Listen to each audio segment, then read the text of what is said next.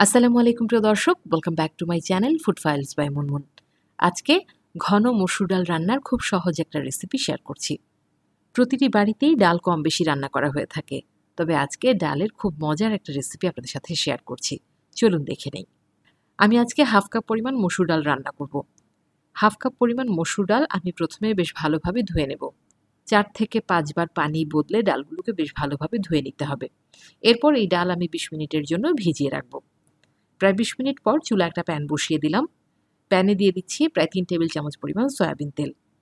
তেলটা কিছুটা গরম হয়ে এলে এর মধ্যে দিয়ে দেবো 1/4 কাপ পরিমাণ কুচি করে নেওয়া পেঁয়াজ।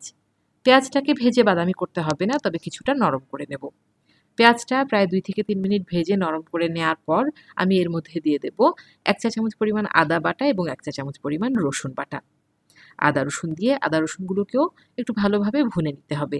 এতে করে আদা রসুনের যে একটা কাঁচা গন্ধ থাকে সেটা চলে যাবে। এরপর আমি এর মধ্যে দিয়ে দেব 2টো পাকা টমেটো। বড় সাইজের হলে একটা নিলেই হবে। আমার যেহেতু টমেটোগুলো ছোট ছিল, আমি 2টো পাকা টমেটো নিয়ে নিয়েছি। প্রায় হাফ কাপ পরিমাণ টমেটো এর মধ্যে আমি দিয়ে দিলাম। টমেটোগুলোকেও ভালোভাবে নেড়ে নিচ্ছি। এরপর এর মধ্যে আমি গুঁড়া মশলা অ্যাড করব।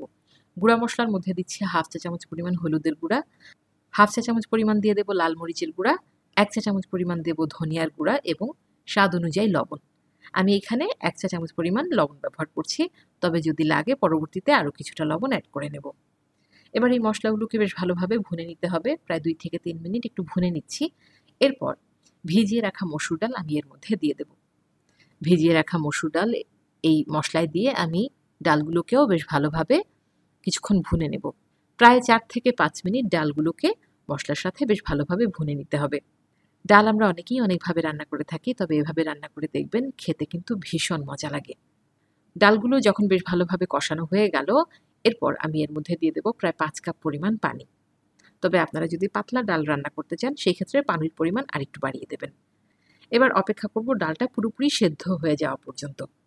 প্রায় 20 থেকে 25 মিনিট পর যখন ডালটা পুরোপুরি সেদ্ধ হয়ে গেল, এরপর আমি একটা ডাল ঘুটনির সাহায্যে ডালগুলোকে বেশ ভালোভাবে ঘুটে নিচ্ছি।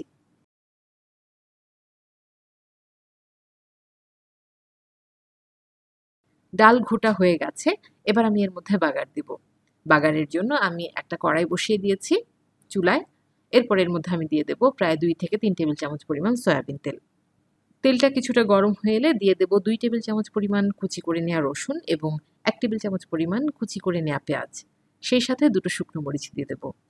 যখন এই সমস্ত উপকরণগুলো কিছুটা বাদামি হয়ে আসবে, সেই পর্যায়ে আমি এটাকে সরাসরি আমার সেদ্ধ করে রাখা ডালের উপরে দিয়ে দিচ্ছি। বাগার দেওয়া হয়ে গেলে একই সাথে আমি 1 মুঠো পরিমাণ ধনিয়া পাতা এবং কয়েকটা কাঁচামরিচ দিয়ে দিচ্ছি।